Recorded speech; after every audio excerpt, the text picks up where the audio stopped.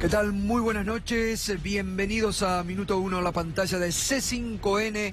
Hoy, más que nunca, la realidad. Lo que otros no te cuentan, lo que otros no te muestran. Aquí, diariamente, te lo contamos, te lo mostramos, para que estés muy bien informado y para que sepas de qué se trata.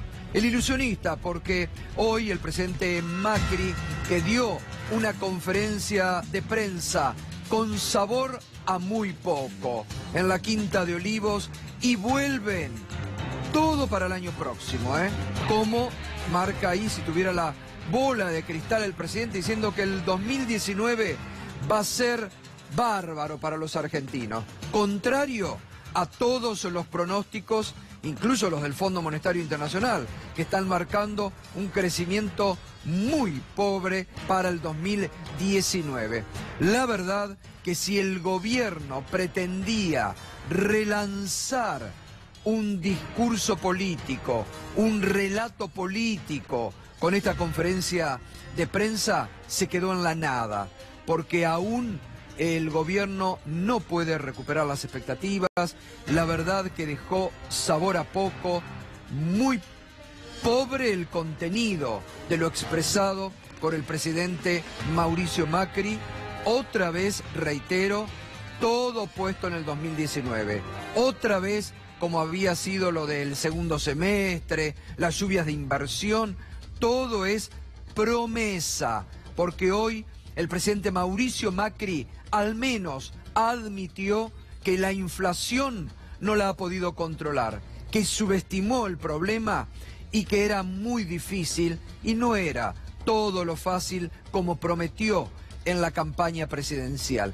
2 años y medio después, cuando la actual crisis económica fue autogenerada por este gobierno, recién ahora el presidente empieza a admitir las dificultades y a decir que, bueno, le erró el diagnóstico inicial y que la inflación no era fácil de combatir. En este aspecto, sí, hay que decirle, el gobierno ya ha dejado en ese relato que mantuvo hasta que la crisis se le vino encima, dejó de lado ya lo de la pesada herencia para hablar ahora de la tormenta. Es la palabra que más mencionó hoy el presidente, la tormenta. Claro, porque la tormenta refiere a algo externo, no a algo propio. Pero todos coinciden en señalar que esta tormenta fue provocada por el propio gobierno de Cambiemos. Enseguida vamos a estar escuchando algunos de los párrafos y analizando con Fernando Alonso, porque hoy también es otro día en que el dólar volvió a ser noticia y además las reservas otra vez bajan en la República Argentina. Así que enseguida vamos a estar con eso. El dólar hoy estuvo en 28.34, volvió a subir respecto a la jornada de ayer. Enseguida vamos a estar con ese análisis. Indudablemente, una de las noticias del día, hace ya varias semanas que en este programa, casi en soledad, acompañando, sí, el trabajo que viene haciendo nuestro colega Juan Amorín, también otros sitios como el portal diagonales.com de la ciudad de La Plata, pero lo que hemos venido desnudando en este programa, que la trama, el modus operandi de la campaña del 2017 de Cambiemos, que usó a personas que en condiciones humildes, que reciben planes asistenciales, para blanquear dinero. Habrá que ver de dónde vino ese dinero, porque acá el gran interrogante es saber de dónde vino el dinero que blanquearon a través del uso del nombre de personas que realmente no tenían ni para poner un centavo. Pero eso que se inició en las denuncias, que reitero, de Juan Amorín, nosotros le hemos sumado lo que comenzó a aparecer, y tanto la producción de Mañana Silvestre en Radio 10 como la de Minuto 1 han ido compartiendo los candidatos en la campaña del 2015, en la campaña presidencial de Mauricio Macri. Hoy, por ejemplo, también se supo que el propio presidente aportó 2 millones de pesos. 2 millones de pesos. Habrá que ver, en los próximos días habrá que analizar si eso figura en la declaración jurada del presidente de la Nación. Habrá que verlo. Pero, reitero, nosotros hemos venido revelando todos aquellos candidatos que les fueron usados sus nombres para la campaña del 2015. Se suma esto a las denuncias ya formalizadas, como bien lo viene comentando estos días Darío Villarruel, en la justicia sobre los no aportantes del 2017. Es un escándalo institucional. Hay ahí una averiguación en la justicia por presunto lavado de dinero. Eso es lo que va a tener que desentrañar la justicia, de dónde provino el dinero que utilizó el PRO y Cambiemos para la campaña del 2007. Graciela Ocaña, Esteban Bullrich, que muchas veces usaron la palabra transparencia, que eran lo nuevo en la política y que aún no han salido a dar la cara. Porque tanto que hablaban, también otros, Mariana Zubik, que también estaba en esa misma lista como la candidata al Parlasur, otra de las que tanto hablan de transparencia. No han hablado de los aportantes truchos o de dónde vino la plata. Porque acá, reitero, hay que saber de dónde vino la plata para esa campaña. Plata negra, dijo la semana pasada cuando estuvo acá el ex candidato a Ituzaingó, Magnasco. Dijo, plata negra era. Era plata negra. Bueno, como ya empieza, pese a que también esto en los medios no se habla, es llamativo, ¿no? Pero en muchos medios este escándalo de los no aportantes no se habla. Bueno, como primera baja, nos podés acompañar con el hashtag primera baja, la gobernadora de la provincia de Buenos Aires, María Eugenia Vidal, consciente de que el escándalo político y judicial crece, intenta, con el pedido de renuncia que le hizo hoy a la tesorera general de la provincia, Fernanda Inza, que había asumido hace 5 días el cargo. Inza se ocupó era la tesorera de la campaña del PRO en el 2017, muy allegada a María Eugenia Vidal. También hoy nos enteramos que forma parte de una agrupación universitaria que ahora va a competir en elecciones en los claustros. Pero bueno, hoy la gobernadora de la provincia de Buenos Aires, para tratar, por un lado, de acallar el escándalo político, por el otro, supongo que también fue algo acordado con el presidente Macri, como para que Macri tenga algo que decir cuando le consultaran en la conferencia de prensa. Por eso le pide hoy la renuncia a la contadora general de la provincia, que, reitero, había asumido hace 5 días el cargo, Fernanda Inza. Darío Villarruel, buenas noches, ¿cómo estás? Gustavo, buenas noches. Una aclaración, porque en realidad esto se conoce hace un mes, el tema de lo que está pasando a través del trabajo de Juana Morín, y recién ayer salió publicado en el boletín oficial el nombramiento, como decís vos, de hace una semana, de María Fernanda Inza. No nos equivoquemos, María Fernanda Inza es María Eugenia Vidal, y María Eugenia Vidal es María Fernanda Inza. Que quede claro, nada hace Inza o nada hizo sin que en su momento lo supiese María Eugenia Vidal. Esto para que quede claro. Y el tema avanza y ya es un escándalo tanto, y esto lo podemos confirmar, que ya en los medios hegemónicos que acompañan al gobierno en el ejercicio de estos 4 años del poder, ya ha aparecido en el diario La Nación, ha aparecido en TN, ha aparecido en Clarín. Me cuentan algunos que la presión fue muy grande, porque ellos también investigaron y llegaron a las mismas conclusiones. Y dijeron, hay que salir a hacer algo, hay que salir a decirlo porque esto va a tapar todo el escándalo, y el escándalo explotó. Por eso muy interesante el rol que van a tener ahora los medios que no dijeron nada respecto de cómo tapar esto. ¿Y cómo taparlo?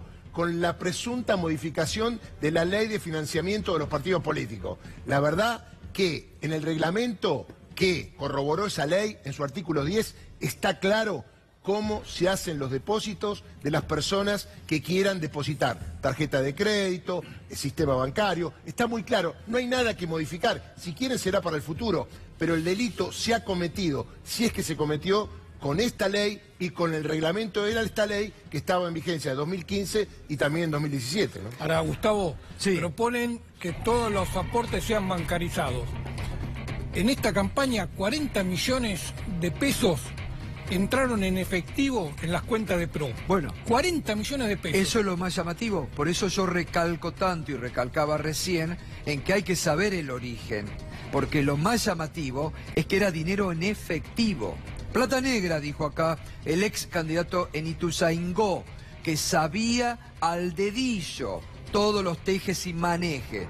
Pero además no nos debemos olvidar que ya hubo una condena en la provincia de Santa Fe con Miguel del Cel, y no solamente con Miguel del Cel, con otros integrantes de lo que conformaban en ese momento la campaña del PRO.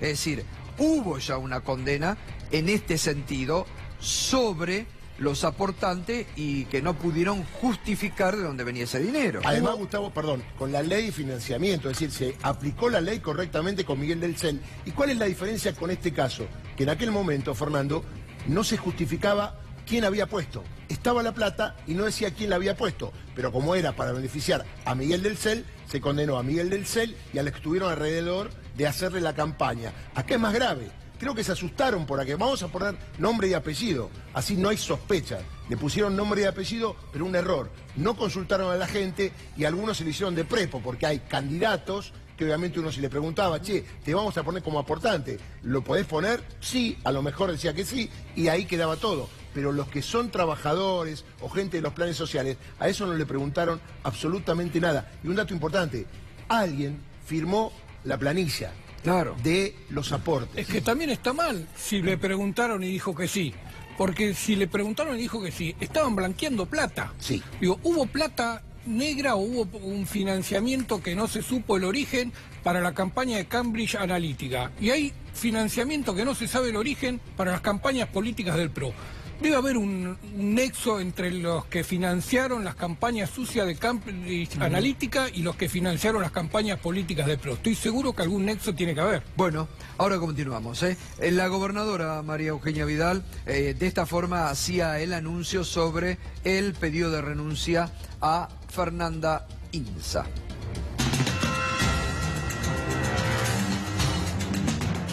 Y frente a estas denuncias sobre aportes falsos en la campaña, he tomado 3 decisiones muy concretas. La primera es ordenar una auditoría sobre la rendición de fondos que se presentó a la justicia, que se inició la semana pasada y que ya se está realizando. La auditoría que presentó, la rendición de fondos que presentó el Frente Electoral de Cambiemos. En segundo lugar, le he pedido en el día de hoy la renuncia a la contadora Fernanda Inza al cargo de la Contaduría General del Gobierno de la provincia. Ella formó parte del equipo de rendición de campaña, pero más allá de eso, hace muchos años que trabaja conmigo, la conozco, confío en ella, no tengo ningún elemento objetivo que demuestre su involucramiento en este caso, pero el haberle pedido la renuncia preventivamente responde a demostrar que no somos todos lo mismo. Y la tercera medida que tomé es un compromiso con los bonaerenses, un compromiso concreto. El Gobierno Nacional está trabajando y va a presentar en el Congreso una ley nueva de financiamiento de partidos políticos. Está claro, porque todos los partidos han tenido dificultades en distintas campañas, que la ley actual tiene lagunas y tiene dificultades. Y ese proyecto incluye la bancarización de los aportes, para que no queden dudas sobre quién aporta y desde dónde. A partir de eso, yo espero que la ley se apruebe en el Congreso. Pero aun cuando esa ley no se aprobara, mi compromiso es que si el año que viene yo soy candidata por la provincia de Buenos Aires, los aportes de mi campaña van a estar todos bancarizados, aun cuando la ley no lo exija. Bien, a ver, hay que aclarar, me parece, dos cuestiones. Como bien decía recién Darío Villarroel, estamos hablando de una campaña que pasó, la del 2017, y las denuncias que se vienen, reitero, sobre la del 2015, porque muchas de las denuncias han sido sobre la del 2015, sobre todo de los candidatos del PRO, de Cambiemos, que aparecían como aportantes y no lo eran. Ayer, sin ir más lejos, el intendente de Mar del Plata, de Cambiemos, dijo, yo aparezco pero no aporté. Entonces, ahí también hay que investigar. La campaña se hizo con la ley actual. Deberán rendir cuentas con la ley actual. Todo lo más muy lindo, todo lo que sea transparentar al futuro, bienvenido sea. Pero las cuentas hay que rendir sobre lo que ahora está en el foco del análisis, que fueron las campañas del 2015 y del 2017. El partido que hoy está siendo denunciado es el partido del poder, es Cambiemos. Cambiemos está en el foco de las denuncias judiciales. Son ellos los que tienen que dar las respuestas, evidentemente. Por ahora no hay otros partidos políticos, es Cambiemos. Y enseguida vamos a ver por qué esto ya no solo queda en la órbita de la provincia de Buenos Aires, empieza el mismo modus operandi de Santa Fe, provincia de Buenos Aires, hoy estalló en la provincia de Entre Ríos, otra vez Entre Ríos. El portal Noticia 1 sostiene, hay aportantes truchos de Cambiemos en Entre Ríos. Noticia 1 corroboró que en el informe financiero de la campaña 2017 figuran como aportantes de Cambiemos personas que no donaron dinero. Fíjese esto, es grave. Viven en La Matanza, provincia de Buenos Aires, y Charata, provincia de Chaco. Algunos de los aportantes en la provincia de Entre Ríos viven en La Matanza y otros en Charata, provincia de Chaco. El hijo de un intendente de Cambiemos, que figura con 2 aportes, negó haberlos realizado. Es decir, el mismo modus operandi que comenzó en Santa Fe, que en la campaña del 2015 lo aplicó Mauricio Macri, que se extendió a la provincia de Buenos Aires en el 2017, también lo fue en la provincia de Entre Ríos. Y siguen las sorpresas, porque hemos visto en estos días cómo al aire, en distintas entrevistas, muchos ex candidatos de Cambiemos entran en pánico, porque dicen, pero ¿cómo que aparezco? Yo no aporté.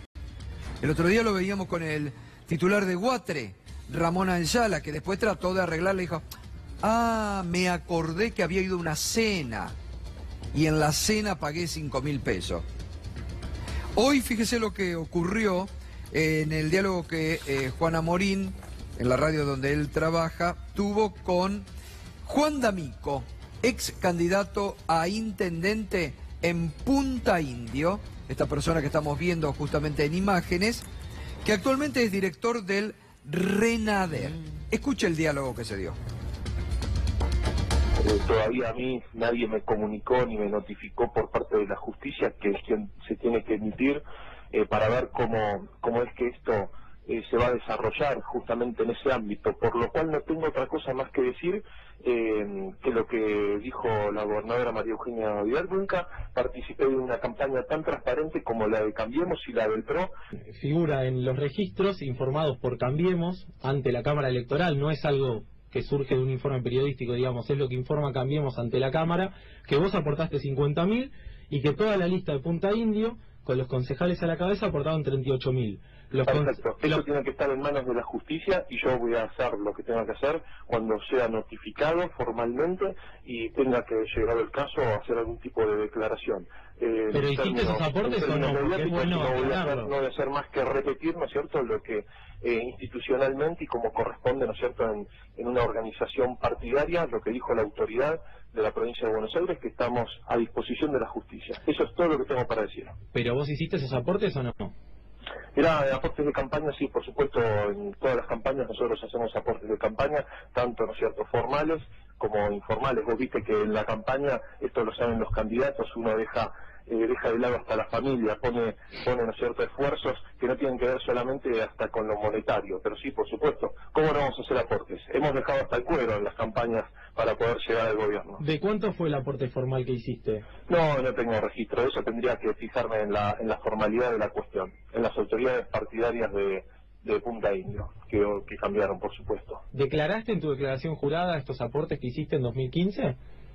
En mi declaración jurada, mira, está todo, creo que incluso hasta es pública, así que podés chequearla, y está todo lo que corresponde que esté en una declaración jurada de un funcionario nacional y de un ciudadano común y corriente y de un vecino de Punta Indio, así que te accedes, ¿no es cierto?, y podés chequear todo lo que vos quieras. ¿Pero está sí o no esa donación? Está todo lo que corresponde en declaración jurada.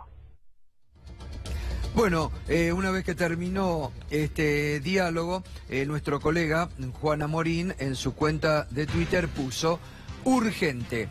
Como D'Amico Juan José no recordaba cuánto aportó para Mario Vidal en el 2015 y nos invitó al aire a consultar su declaración jurada para confirmar si lo había declarado, fuimos y acá está. En su presentación no declaró su donación de 50.000 pesos a la campaña. Esto ya es un papelón total y está la declaración jurada patrimonial integral de carácter público de D'Amico Juan José, actualmente titular del RENAPER, el Registro Nacional de las Personas, donde no figura justamente lo declarado en su campaña electoral. Acá es donde justamente el problema de muchos está en esto, está en esta declaración, porque además ahora, si no existe en la Argentina, cosa que dudamos porque realmente está a la luz de que hay doble vara en el gobierno de Cambiemos que persigue a algunos y protege a otros, si no, fíjese lo de Aida Ayala, procesada por la justicia con pedido de detención y el gobierno la protege. Fíjese lo del intendente Barisco, procesado por la justicia por estar ligado a los narcotraficantes en Entre Ríos y el gobierno lo protege. A otros los quieren mandar a la cárcel aunque no tengan proceso y los han enviado. Ahora, acá la AFIP, que por estos días ha salido preocupado a ver si hay empleadas domésticas en blanco o no, la AFIP también va a tener que dar explicaciones. O la AFIP va a tener que ir y preguntarle al señor D'Amico Juan José, pero ¿cómo? ¿No figura en su declaración jurada los 50.000 pesos? Lo que nos preguntábamos al inicio, esto que se conoció de que el presidente había aportado 2 millones de pesos, ¿figura en la declaración jurada del presidente de la Nación? Acá es donde otro de los elementos para tener en cuenta. Por eso hay preocupación en muchos de los candidatos. Porque dicen, pero ustedes me están haciendo aparecer a mí como aportante. Yo nunca lo declaré. Ahora el problema con la justicia y con la AFIP la voy a tener yo. Porque aparezco algo declarando y que no nunca declaré. Acá es donde se viene el verdadero problema ahora. Tanto es así, Gustavo, que muchos candidatos que aparecieron aportando están hablando entre ellos para ver cuáles son los pasos a seguir. Porque reconocer en la justicia que no aportaron y, teóricamente, o que aportaron y que no aparece en su declaración jurada, le va a generar un problema jurídico. Es decir, no solamente el problema está de un lado, de aquellos que pusieron la plata y no dijeron o inventaron quién había aportado, sino está el problema en aquellos que, a lo mejor por quedar bien, dicen, sí, yo aporté, pero cuando vas a certificar, resulta que la plata no está aportada por vos porque en la declaración jurada no está. Así que se está generando un problema con mucha gente del PRO que aparece como aportante, más allá de la gente humilde, de los planes sociales, que eso sería otro problema de otro nivel. Pero lo más grave es la interna que se ha generado el PRO y los radicales, porque hay muchos radicales que aparecen aportando y que en realidad no aportaron absolutamente nada, ¿no? Sí, sí, totalmente, totalmente. Me parece que ahí tiene mucho la justicia por investigar realmente, ¿eh? Tiene mucho la justicia por investigar y además ahora lo que surge también en la provincia de Entre Ríos. Es un dato nuevo esto. Ahora lo que surge en la provincia de Entre Ríos. Hoy también el ex jefe de gabinete Alberto Fernández en Twitter puso: lavaron 40 millones de pesos, valiéndose de pobres y hasta de sus propios candidatos. ¿De dónde salió ese dinero? ¿Quién fue el verdadero aportante? ¿Fueron los fondos de la inteligencia AFI que Macri declaró secretos y exentos de rendición de cuentas? Que Vidal no mienta más, dice el ex jefe de gabinete Alberto Fernández a través de este Twitter, poniendo justamente el momento del anuncio de la gobernadora de la provincia de Buenos Aires. Pero vamos a recordar las personas, los ex candidatos, que en algunos casos vinieron acá, dieron la cara y acá en público dijeron yo no aporté, y en otros casos es el audio de a través de entrevistas radiales.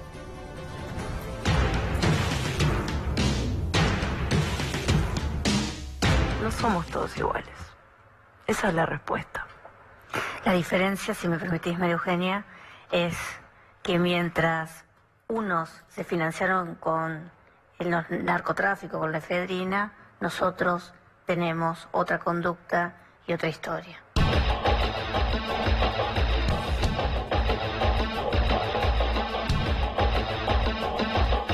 En noviembre del 2016, a raíz de una investigación de una persona amiga que estaba buscando sus datos personales, me comunica que aparecemos en una lista de aportantes a la campaña de Cambiemos. No hay nada que ocultar en estas denuncias que se hicieron sobre algunos aportantes. Lo que hemos hecho son dos cosas. Primero, pedir una auditoría. Es el intendente de la ciudad de Funes, una ciudad que está pegada a la ciudad de Rosario, una ciudad muy importante, fue tesorero del PRO a nivel provincial, está implicado en esta causa. Sobre esa rendición de fondos dentro del propio frente electoral. Y en segundo lugar, presentamos a la justicia. Me encuentro, pues son 50 páginas en total, que en la página 38 yo figuro con nombre, apellido, número de documento, con un aporte de 50.000 pesos. Es una denuncia del kirchnerismo, pero no importa de dónde venga, nos presentaremos todos los papeles. Bueno, es un mecanismo otra vez distractivo de la gobernadora que nos tiene acostumbrados. La verdad que se tiene que acercar. La Ciudad de La Plata lo trabajaste muy bien vos a partir de un informe de diagonales que reflejó justamente que en nuestro distrito hubo y hay aportantes truchos de la campaña. El sábado pasado me llaman o me mandan un mensaje, sobre aportes que yo había hecho.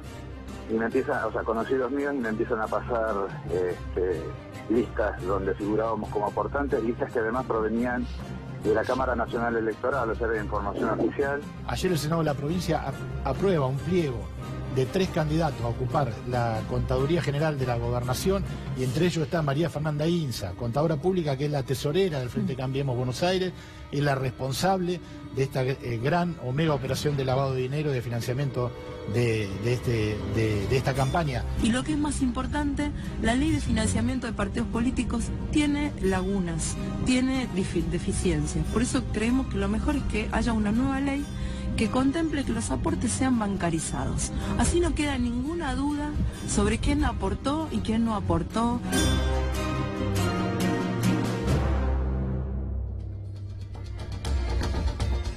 Bueno, además está decir que la diputada Graciela Ocaña, que decía que eran diferentes y que ellos no tenían problema, nunca habló en público sobre lo que tanto denunció para campañas anteriores. Que, como Alberto Fernández dijo acá, no había sido plata de la efedrina, de un laboratorio aportante, 200.000 pesos que estaba constatado en la declaración de ese momento. Además, ¿no? Gustavo, se investigó por parte de la justicia y no se condenó absolutamente nadie, se archivó la causa porque no había delito. ¿No es como el caso de Miguel del Cel, que se investigó y fue condenado? Déjame decir una cosita, porque lo vamos a reiterar. María Eugenia Vidal, yo no quiero decir que miente, pero falta la verdad. No sé si son sinónimos. Pero en realidad a la justicia no se presentó hasta ahora nadie del PRO, ni el juzgado Sebastián Casanelo, ni ante el doctor Jorge Dilelo, fiscal que tiene la investigación preliminar, ni tampoco ante el juez federal de la provincia de Buenos Aires. Punto 1. Todavía no hay ninguna auditoría porque, a ver, si vos pedís una auditoría en tu casa, ¿qué va a decir? Que está todo bien. La auditoría la tiene que ordenar la justicia, la tiene que hacer con peritos de la Corte Suprema para que analicen los números. Y por otro lado, lo que nadie dice, la plata vino negra, pero proveniente de un hecho lícito o de un hecho ilícito. Porque si es de un hecho ilícito, puede ser lavado de dinero, está claro. Bueno, esa es la carátula, presunto lavado de dinero. Bien, vamos a continuar obviamente con este tema. El tema económico, ahora después a las 21 vamos a repasar aspectos de lo que intentó ser un relanzamiento del discurso del presidente. ¿Por qué digo esto? No lo invento yo. Hoy había una columna de opinión del diario Clarín, firmada por el periodista Eduardo Van der Kooi, donde explicaba que la conferencia de prensa de hoy en Olivos se trataba en realidad de un relanzamiento del discurso político de Macri y que lo habían estado entrenando al presidente. Que lo habían estado entrenando al presidente para la conferencia de prensa de hoy en lo que debía presentar como nuevo discurso. Me parece que no les salió. Incluso hoy otros colegas como Lucas Morando, leí en Twitter, que también al presidente lo habían estado entrenando especialmente sobre el tema que más le preocupaba, que era el de los aportantes no aportantes, que no respondió nada en realidad el presidente. Remitió a la acción de la gobernadora, por eso digo que deben haber articulado que hoy le pedían la renuncia a María Fernanda Inza para que el presidente tenga algo para exhibir en la conferencia de prensa. Pero a las 21 vamos a volver sobre el tema de la conferencia de prensa y lo que dijo Macri en esa conferencia de prensa. El dólar hoy volvió a trepar. 28.34, recupera oxígeno. Y además, perspectivas negativas para la economía que plantean distintos medios económicos en nuestro país, ¿no? Los repasamos.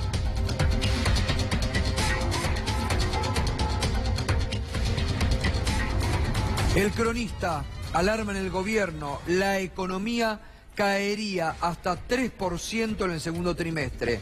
Por la crisis cambiaria y la sequía, fuentes ejecutivas reconocen que se cortará la racha de 7 trimestres consecutivos de crecimiento. Si bien los datos oficiales se conocerán en septiembre, el PBI recortará cerca de 3 puntos en relación al mismo periodo del año pasado. Buenos Aires Económico, el BAE. En julio se frenó la construcción y se perdieron cerca de 3.000 empleos en las provincias. Afectó fuerte ya la caída de la obra pública. Y Ámbito.com advierten que hay casi un 61% de probabilidades de que la economía caiga en recesión este año. Para muchos esto ya ha comenzado, ¿no? Además el peligro acá está en justamente la posibilidad de estanflación. Pero además, Fernando, hoy volvieron a caer las reservas, ¿no? Claramente, porque la demanda de dólares sigue muy fuerte en todo el mercado.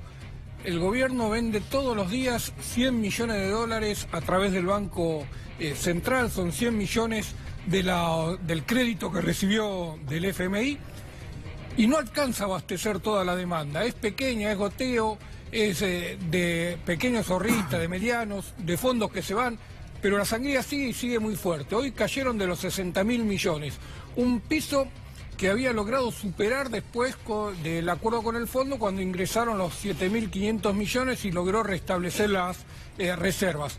59.000 millones y monedas cerró hoy las reservas del Banco Central, sigue la demanda y sigue la demanda con una tasa de Levac de 46.5. Vos sabés, Gustavo, que o subís la tasa o sube el dólar. Acá sube la tasa y sube el dólar, con lo cual el punto de equilibrio parece no haberse alcanzado y la desconfianza sobre la capacidad del gobierno de llevar adelante el acuerdo con el FMI es muy grande.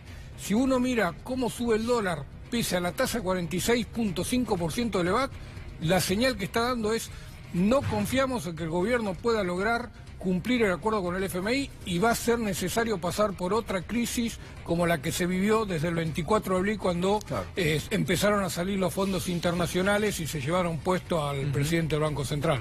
Fíjese también los números de la realidad. Recién veíamos ahí cómo la construcción ya en el interior empieza a expulsar gente ante la parálisis de la obra pública.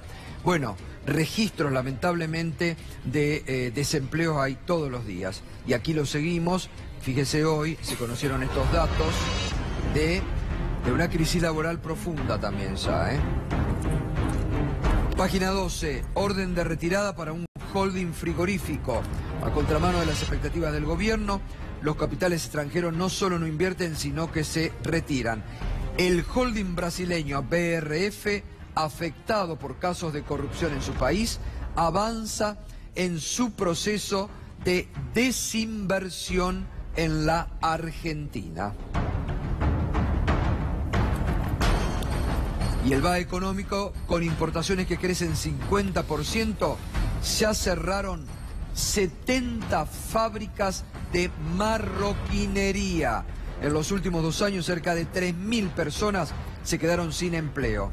Esto también afecta a la industria del calzado. ¿Cuántas veces Verónica Magario lo ha comentado aquí de las pequeñas y medianas empresas relacionadas a la fabricación de calzado que han cerrado en La Matanza, producto de la importación? Orden internacional, en el orden internacional, ¿no? La noticia que conmueve en estos días a Estados Unidos, que califican a Trump de traidor por lo que dijo en su reunión con Putin. Pedro Briga, buenas noches, Pedro. Eso es así, Gustavo, tal cual. Sin embargo, más allá de lo político, de lo militar y las contradicciones del presidente de los Estados Unidos, hay una cuestión económica que es muy importante y que tiene que ver también cómo nosotros nos situamos en este ambiente. Voy a tomarlo desde otro lugar. La reunión importante y la firma de acuerdo entre Japón y la Unión Europea de un gran bloque de libre comercio. Ellos dicen que más del 30% del Producto Bruto Interno Internacional. Estados Unidos se cierra, Estados Unidos va y viene respecto de Rusia, es imprevisible lo que hace el presidente, más allá de cerrarse con críticas internas también importantes respecto de la importación, por ejemplo, de uranio. Entonces la pregunta es, ¿cómo están los bloques posicionados frente a esto? Recordemos que la Argentina estuvo tratando de impulsar un bloque regional durante los últimos años, más de uno, en realidad, Mercosur, UNASUR y CELAC.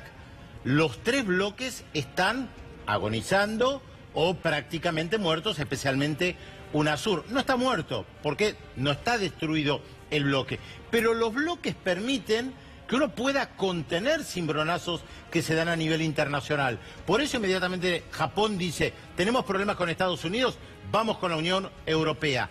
De hecho, se está discutiendo otra vez en el Reino Unido el tema del Brexit, la salida de la Unión Europea, porque lo que están planteando es, a ver, si nos aislamos, esto puede tener repercusiones negativas y hay muchos que plantean la posibilidad de otra vez lanzar un referéndum para volver a la Unión Europea y evitar que el año que viene se concrete aquello que se llama Brexit, o sea, la salida de la Unión Europea. Digo esto porque hay muchos reacomodos a nivel internacional que tenemos que prestar atención y uno de ellos que nos interesa particularmente, que hemos seguido minuto 1 casi en detalle para recordar lo que pasó con el tesorero del Partido Popular en España, Luis Bárcenas, condenado a 33 años de prisión por todo el manejo de la caja negra del Partido Popular, designado en persona por Mariano Rajoy. Estaba escuchando antes lo que decía María Eugenia Vidal y la verdad no puedo dejar de asociarlo, Gustavo. Bueno, y bueno, porque hay mucho para asociar realmente. Estamos hablando, fíjate vos que el tema, volviendo, después lo vamos a recuperar, pero cuando estamos hablando, y hemos estado hablando mucho acá de lo que pasa con la situación procesal de Barisco, el intendente de Paraná, ahí el juez determinó que había financiamiento producto de eso que acusan de narcotráfico a la campaña de Barisco. Tal cual. Ahí hay financiamiento. Desde la política. Desde el narcotráfico a la política. Entonces, eso es gravísimo. A ver, no nos olvidemos de eso.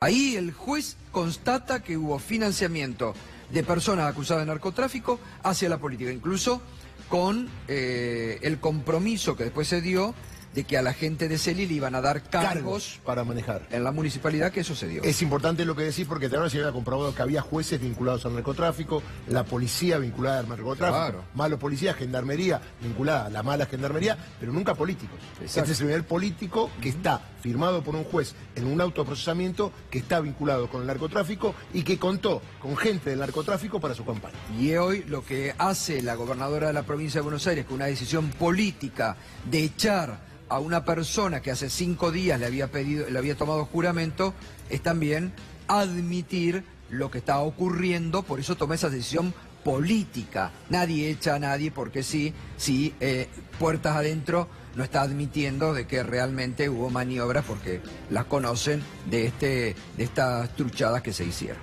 Bueno, nos metemos ya de lleno con el tema económico en esta noche. Silvina Batakis, buenas noches. Hola, ¿cómo estás? Buenas noches. Tormenta es la nueva palabra que utiliza el gobierno para describir el actual momento de la Argentina. Sí, yo creo que con esa palabra lo que intentan nuevamente es esquivar qué es lo que realmente hicieron en el país, ¿no? Todo esto que estamos viviendo es consecuencia de las políticas implementadas allá por diciembre del 2015, que en aquel momento ellos califican de exitosa, pero que muchos ya decíamos que iban a generar los impactos que estamos viviendo hoy en día. Hay una preocupación muy fuerte respecto del sector externo en Argentina por parte del Fondo Monetario Internacional. Yo creo que va a ser un tema de esta reunión que van a tener con Christine Lagarde, porque el problema serio de Argentina es ese. Vos hoy decías en la editorial, digamos, hay falta de dólares en Argentina y, como se dijo también recién, no hay posibilidades de calmar la demanda de dólares en un país que tiene una tasa de interés del 46%, 47%, cuando tenés toda la estructura productiva segmentada en Argentina y no hay posibilidades de producir, y cuando la expectativa de inflación es del 35%. La población lo que tiende a hacer en esos casos es eso, a consumir rápidamente para sacarse los pesos de encima, y esto genera más inflación.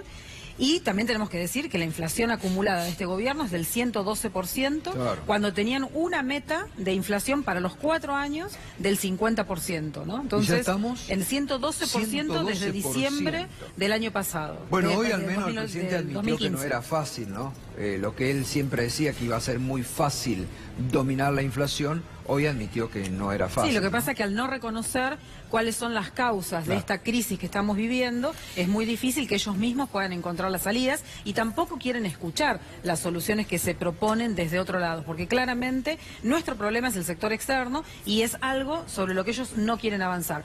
Cuando ellos sostienen este tipo de cambio a 28 artificialmente y una tasa de interés del 47%, volvemos al carry trade. ¿Esto que implica? Que con los intereses se llevan la riqueza de las argentinas para hacer de los argentinos y argentinas para hacer acumulación en los bolsillos de muy poquititos. Está Eduardo Fernández. Buenas noches, Eduardo, de la Asociación de Pequeñas y Medianas Empresas. Tal vez las más golpeadas, ¿no? El sector más golpeado en estos momentos de la Argentina, ¿no? Sí, venimos dando testimonio hace ya largo tiempo. Cada vez que viene están peor, porque hace varias veces. Lamentablemente, ¿no? Y yo les quisiera contar, fuera de la pregunta, la sensación que sienten los empresarios después, como hacen una catarsis, viene un medio, pudieron graficar lo que pasa, pero después queda solo en la empresa. Queda solo. Queda dando en la cara a los empleados, queda con la cuenta cerrada en el banco, queda con el embargo de la FIP. Por eso, cuando vemos estos datos Queda económicos... con las máquinas que están usando, ¿en qué porcentaje? Bajísimo. La Unión Industrial, a partir del relevamiento que hacen ellos con el observatorio, que no es todo el aparato, hay que decir, es una medida, pero habla entre el 60, 65, 70% en el rubro más importante de capacidad utilizada, es decir, que estamos entre el 30 y 40% de capacidad subutilizada, pero cuando bajamos al sector PYME es mucho más, ¿no? Ataquis lo sabe, ha estado trabajando con organizaciones PYME y con las organizaciones de trabajadores que estamos tratando de confluir en un documento que exprese esto. Pero te quería expresar, cuando escuchamos las conferencias de prensa, yo hoy me tocó estar en un escenario especial, estaba afuera de la Quinta Olivo solidarizándome con los periodistas de Telam, porque llevo más de 35 años en el gremialismo empresario y conozco un montón de profesionales, muchos de ellos han seguido, y no es del kirchnerismo, vienen de mucho antes. Algunos que trabajan ahí fueron los primeros responsables de comunicación de APYME, en el año 88, así que mire si tenemos transcurrido años, son profesionales serios y verlos en esa situación. Y escuché que el presidente habla de una crisis, lo que decía Silvina, en el sentido de que no es una tormenta, entonces, ¿y qué es una tormenta? Yo le digo, señor presidente, usted hizo un llamado la vez pasada a que si había una mejor solución, se la acercaran. Estamos pidiendo entrevistas. El movimiento obrero, el empresario, también los dirigentes empresarios que se tienen que dejar en esta instancia, porque ¿sabes lo que sienten? Nos ven acá y decir, bueno, pero no llega a ninguna solución. Claro. Y van a las grandes cámaras, van a algunos que... ¿Y los han recibido a ustedes? Ahora estamos pidiendo, reiterando el pedido a AFIP y al nuevo ministro de Producción, Dante Sica. Porque ¿sabes por qué, Silvestre? Porque nosotros, como un montón de entidades y cámaras de base, estamos pidiendo medidas concretas que significan tocar el modelo. Hoy, a mi parecer, el presidente le habló a Christine Lagarde, al Fondo Monetario hizo el discurso, no nos hizo a nosotros el discurso. Entonces el empresario que está viendo este programa, los que nos ven, dice, ¿hasta cuándo aguantamos? Sale Ratazzi a decir, la vez pasada que era hasta mayo aguantáramos.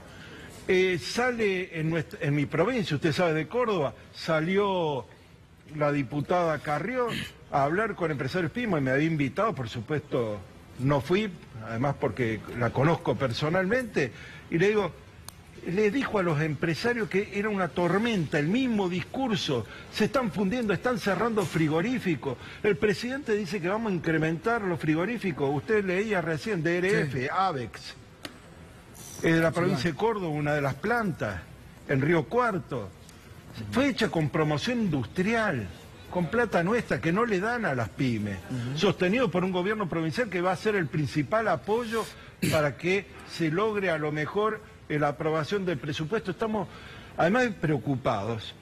Ya dice, ¿hasta cuándo aguantamos? No es una crisis, presidente. Claro. No han terminado de pagar el medio aguinaldo un montón de empresas. Claro. No podemos acercarnos a un banco. A ver, Silvestre, que quede claro. Los bancos extranjeros están cobrando hasta el 190% un descubierto. Hoy día en el sistema formal. Con esta tasa pasiva, que nos vengan a decir a ver qué actividad productiva. Y nos dicen, por supuesto, que la diferencia que decía Silvina, entre la inflación también minorista y la mayorista, significa también crisis para las pymes, porque no podemos transferir los precios. No podemos transferir los precios porque no hay quien los compre.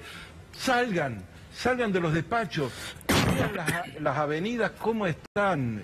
Yo digo, hago este pedido y nunca me excedo en esto, pero la verdad que es dramático y me dicen, vos que estás ahí, decilo. Bueno, lo digo, hay muchísimos empresarios desesperados. Los ministerios de trabajo vayan con sus cronistas en las colas pidiendo los procedimientos preventivos de crisis. Señor presidente, ¿dónde vive usted? Su ministro, ¿qué es lo que nos están proponiendo? No quieren administrar el comercio exterior. La AFIP no da planes de pago, embargan. Unifican ahora con las direcciones de renta con el monotributo. Reconocen que cerraron 140.000 empresas. El ministro reconoció en el Senado, el jefe de gabinete reconoció en el Senado que habían cerrado 144.000. Las empresas que ustedes han estado viendo, las que abren son monotributistas. Por eso cuando yo le dije 7.500, están ratificados con la cifra. ¿Se acuerda? Hace un año se lo dije. Sí, sí.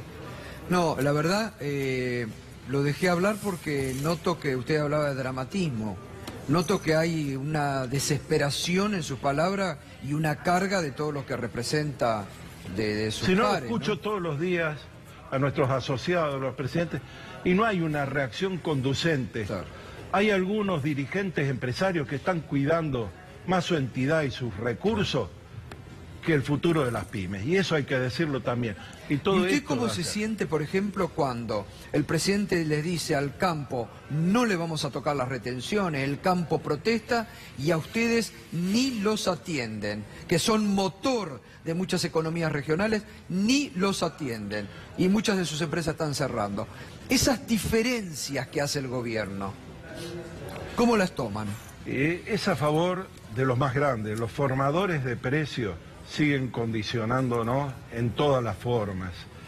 El campo hay que diferenciar también, los pequeños productores, sí, yo vengo de hablar también con muchos dirigentes de Federación Agraria, sobre todo, tienen un endeudamiento.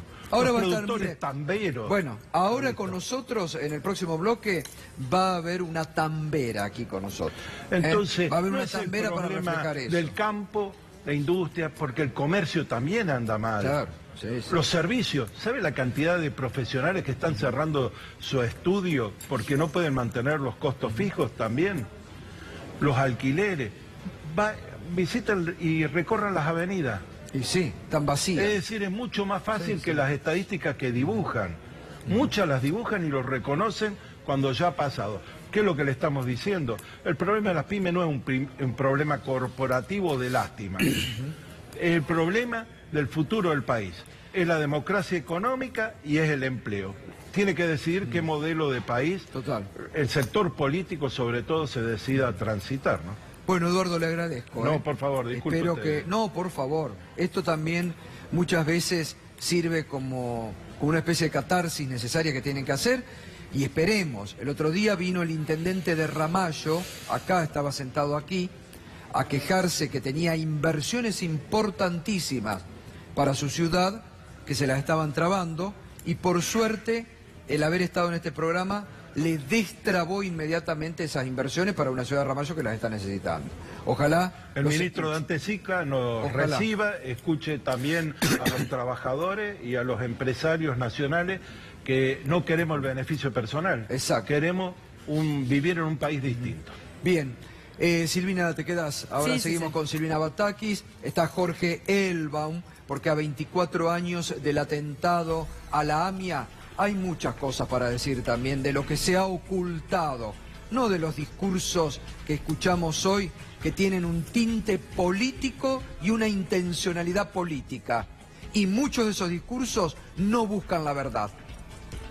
Como el gobierno que ha tratado de encubrir el juicio de encubrimiento a la AMIA. Entonces en esto también hay que empezar a decir las cosas como son. Han tratado de utilizar políticamente los actuales funcionarios del gobierno el atentado a la AMIA, como también algunos sectores de la comunidad judía. Porque lo tienen sentado a Rubén Beraja en el banquillo de los acusados y lo están tratando de encubrir o que zafe. Entonces, las cosas hay que empezar a decirlas como son en esta Argentina. Hay que empezar a decir las cosas como son. Enseguida también nos vamos a meter en lo que fue la conferencia de prensa de Macri con un intento de relanzamiento político y económico que se quedó en eso. Solo en un intento, porque tuvo sabor a poco la conferencia de prensa del presidente Macri. Ya volvemos.